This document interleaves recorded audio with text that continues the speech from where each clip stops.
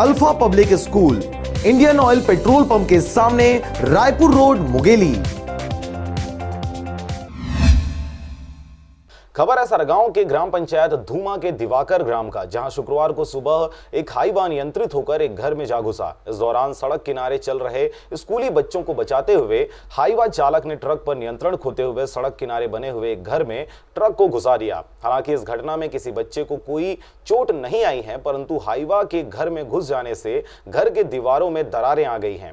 इस दौरान सड़क किनारे चल रहे स्कूली बच्चों को बचाते हुए हाईवा चालक ने ट्रक पर नियंत्रण खोते हुए सड़क किनारे बने हुए एक घर में ट्रक को घुसा दिया। हालांकि इस घटना में किसी बच्चे को कोई चोट नहीं आई है, परंतु हाईवा के घर में घुस जाने से घर के दीवारों में दरारें आ गई हैं। हाईवा के घर के सामने बने हुए गड्ढे में घुस जाने की वजह से हाईवा क्षतिग्रस्त हो गया और एक बड़ी दुर्घटना होते होते रह गई। सरगांव से राजकुमार यादव के साथ नारायण बंजारे की रिपोर्ट, आरजे रमझाजर।